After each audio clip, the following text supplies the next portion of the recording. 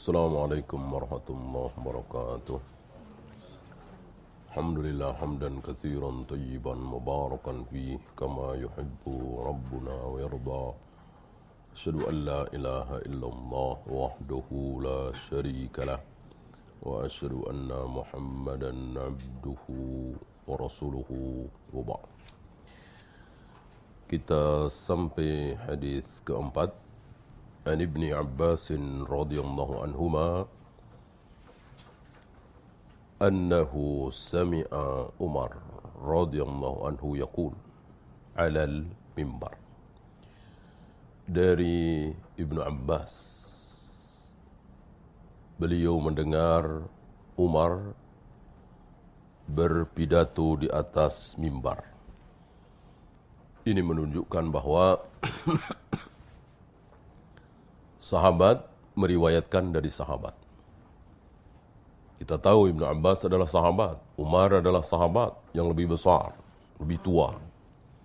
Dan ini bukan sekali dua kali. Sering Ibnu Abbas meriwayatkan hadis dari Umar, dari Abu Bakar dan lain-lain. Apa kata Umar berkhutbah di atas mimbar? Mungkin khutbah Jumat, mungkin khutbah yang lain. Sami'tu an-nabiyya sallallahu alaihi wasallam yaqul. Kata Umar, aku mendengar Nabi sallallahu alaihi wasallam bersabda, la tuturuni. Jangan kalian mengitrah aku. Apa itrah? Sering diterjemahkan dengan memuji, menyanjung. Ini bisa salah pengertian.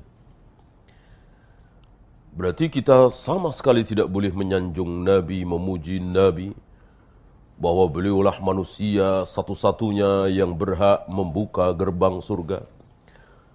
Beliaulah satu-satunya yang syafaatnya, syafaatul uzma diterima oleh Allah. Beliaulah yang akhir tapi yang paling mulia. Kita tidak boleh mengucapkan kalimat seperti itu karena ini pujian, tentu salah. Maka kita harus dudukkan, kita harus faham apa yang dimaksud dengan itrah yang dilarang di hadis ini. Yaitu memuji dengan batil. Memuji dengan yang tidak benar. Misalnya mengatakan anta syamsun, anta badrun, anta nurun, fauqa nurin. Itu sering kita dengar sebagian saudara-saudara kita kaum muslimin memuji Nabi dengan kalimat seperti itu. Engkau matahari, engkau bulan, engkau cahaya di atas cahaya. Ini yang tidak boleh. Karena para sahabat tidak pernah mengatakan anta syamsun, anta badrun, anta nurun, fauqa nurin. Cahaya di atas cahaya. Cahaya di atas cahaya adalah Allah, bukan Rasulullah sallallahu alaihi wasallam. Ya. Oleh karena itu, lihat kalimat selanjutnya. Kama atratin nasara ibna Maryam. Sebagaimana orang-orang Nasara mengitrah Nabi Isa, menyanjung Nabi Isa. Apakah orang Nasara mengatakan bahwa Isa adalah Nabi, Isa adalah Ruhullah, Isa lahir tanpa ayah? Kalau begitu, boleh. Enggak masalah. Mana yang masalah? Orang Nasara mengatakan Isa adalah anak Allah, ibnullah, disalib karena menghapus dosa. Semua orang berdosa. Dan dosa itu harus ditebus. Siapa yang menebus dosa? Yaitu Isa, anak Allah. Di situ. Maka larangan Nabi di sini adalah khusus sanjungan yang tidak benar. Sanjungan yang gulu. Dan gulu, sikap berlebihan terhadap orang-orang saleh adalah penyebab terbesar dibinasakan umat-umat terdahulu. Al-ghuluwu fis sholihin. Penyebab umat-umat terdahulu dibinasakan oleh Allah adalah mereka gulu, mereka berlebihan menyanjung-nyanjung, memuji-muji, membesarkan orang-orang soleh. Sehingga mensejajarkan orang soleh itu dengan Allah. Mempunyai sifat ketuhanan. Dan sampai hari ini. Berapa banyak saudara-saudara kita yang beranggapan bahwa Kiai Fulan bisa memberikan rezeki. Syekh Fulan bisa membuat kita bahagia.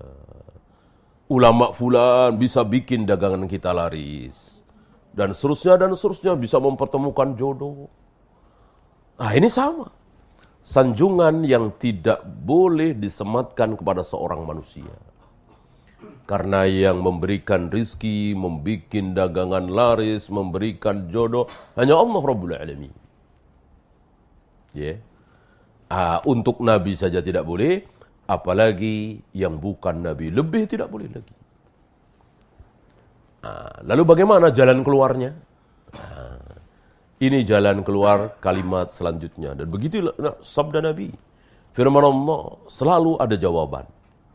Ini jawabannya. Fa innama ana abduhu. Ada harful hasar. Ada huruf pembatas innama. Hanya. Artinya, aku ini tidak lebih dari hamba. Jadi beliau manusia termulia, Nabi terakhir, Ashraful Anbiya wal Mursalin, Imamul Muttaqin, yang dimana dari telapak kaki beliau dibangkitkan seluruh manusia.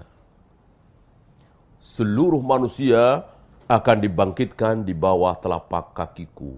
Artinya apa? Beliaulah manusia yang pertama kali dibangkitkan, kemudian yang lahir dari arah kaki beliau.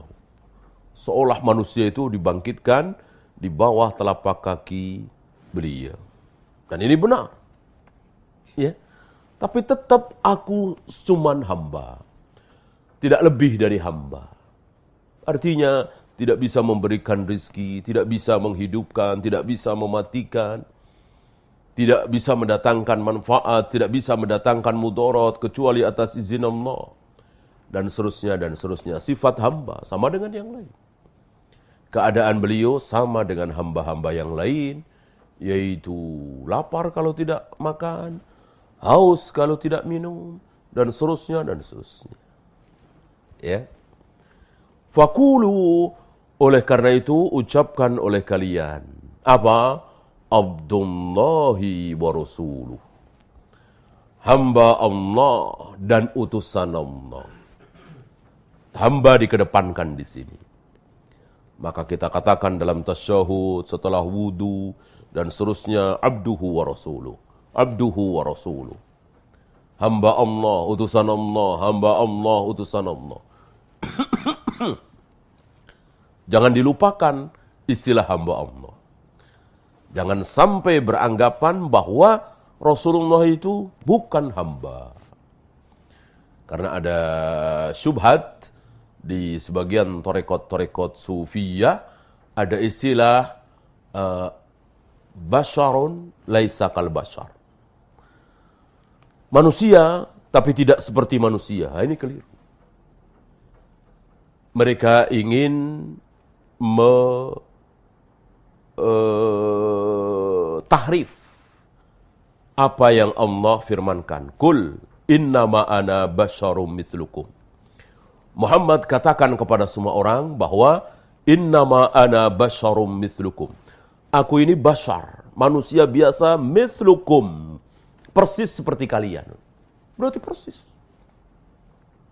Ya berketurunan, ya lelah, ya capek, ya buang air, ya persis seperti manusia biasa. Nah, sebagian torekot-torekot sufiyah ini nggak terima. Mungkin terkena subhat Nasara yang menyanjung-nyanjung Nabi Isa sampai di atas sifat hamba. Nah, maka mereka mengatakan basyarun, betul. Nabi Muhammad itu basyar, manusia. Tapi laisa kal basyar, tidak seperti manusia. Tentu ini salah. Orang kalimatnya innama ana basyarum mithlukum. Aku ini manusia persis seperti kalian. Keadaan beliau kalau marah ia kalau tersinggung ya marah. Kalau ada kalimat-kalimat yang membuat beliau tersinggung, ya beliau pernah memerah wajah beliau. Bahkan tidak tertutup kemungkinan beliau akan mengucapkan kalimat yang buruk. Dan itu terjadi. Hanya di sini Nabi berdoa, ya Allah, karena aku ini manusia, ya tentu ada rasa marah, tersinggung, dan seterusnya. Maka seandainya aku tersinggung terhadap sahabatku sesama muslim, lalu keluar kalimat yang buruk dari mulutku, mendoakan yang buruk, maka catatlah itu sebagai kebaikan. Jangan dicatat sebagai keburukan, tapi catat sebagai kebaikan. Dan doa Nabi ini telah dikabulkan oleh Allah. Maka setiap kali Nabi mendoakan buruk seorang sahabat, menjelek-jelekkan seorang sahabat, mencaci maki seorang sahabat, memarahi seorang sahabat, maka sahabat itu menjadi baik. Menjadi baik. Ya. Oleh karena itu, ada kisah di mana Ibnu Abbas disuruh oleh Nabi untuk memanggilkan Muawiyah. Enggak selang lama Ibnu Abbas balik lagi kepada Nabi, ya Rasul, Muawiyah sedang makan. Kata Nabi, panggil. Mungkin beliau ada keperluan mendesak kepada Muawiyah. Tidak selang lama Ibnu Abbas balik lagi, ya Rasul, masih sedang makan. Kata Nabi, panggil, suruh kemari. Kemudian dipanggil, tidak selang lama Ibnu Abbas masih mengatakan kalimat yang sama, ya Rasul, masih sedang makan. Maka Nabi manusia, bukan malaikat. Ada rasa kesal. Maka Nabi mendoakan buruk untuk Muawiyah, ya Allah, jangan kenyangkan perutnya. Ini kalimat yang menunjukkan bahwa beliau tersinggung, marah sebagai manusia, bukan malaikat. Dan luar biasa para ulama memahami ini. Maka para ulama membawakan hadis ini di judul keutamaan Muawiyah. Hebatnya kemuliaan Muawiyah. Padahal kan doa buruk. Nah, Nabi sudah membuat perjanjian, memohon kepada Allah bahwa seandainya aku mendoakan buruk pada seorang sahabatku, maka gantilah sebagai kebaikan. Ya. Dan ini terjadi lagi di hadapan Aisyah ketika ada dua orang yang datang ke Nabi berbincang-bincang, entah apa yang diucapkan oleh dua orang ini, tiba-tiba Nabi marah dan mengusir dua orang ini, mengucapkan kalimat-kalimat yang kurang bagus, tentunya marah. Nah, Aisyah faham. Sambil tersenyum, Aisyah mengatakan, ya Rasul, aku melihat dua orang ini sedang mendapatkan kebaikan besar. Kenapa? Karena dimarahi oleh Nabi, dicaci maki oleh Nabi, dijelekkan oleh Nabi. Karena Aisyah faham berdasarkan sabda Nabi, bahwa ketika Nabi mendoakan buruk, bicara buruk, mencaci, memaki seorang sahabat, maka Allah rubah menjadi baik. Tidak ada manusia seperti itu. Ya, mendoakan buruk jadinya baik. Berkata buruk berakibat baik. Hanya beliau satu-satunya manusia yang seperti itu. Ya, maka tahulah kita dari hadis ini bahwa yang dilarang oleh beliau adalah menyanjung beliau di atas derajat beliau sebagai seorang nabi, seorang manusia, seorang rasul. Dan itu banyak. Apalagi kalau kita cermati, hayati isi dari sholawat nariyah. Di dalam sholawat nariyah itu beliau sepertinya bukan manusia. Beliau menyaingi Allah. Wa tuqda bihil hawaiju wa tunalu bihi ragaibu. Dengan Rasulullah semua keinginan pasti terlaksana. Dengan Rasulullah semua bahaya pasti tertolak. Ini Allah. Kalau Rasulullah itu diganti dengan Allah, benar sekali. Dengan Allah, dengan kehendak Allah, semua manfaat akan muncul, semua kemudaratan akan tertolak. Ini diganti dengan Nabi SAW. Maka tidak ragu-ragu, Syekh Zamil Zainu mengatakan ini solawat syirik. Penuh dengan syirik. Kenapa? Karena menyanjung Nabi melebihi beliau sebagai seorang manusia. Bahkan menyaingi derajat ketuhanan. Ini yang haram. Wallahu a'lam. Ya, itu saja.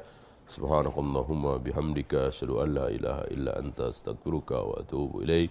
Assalamualaikum warahmatullahi wabarakatuh.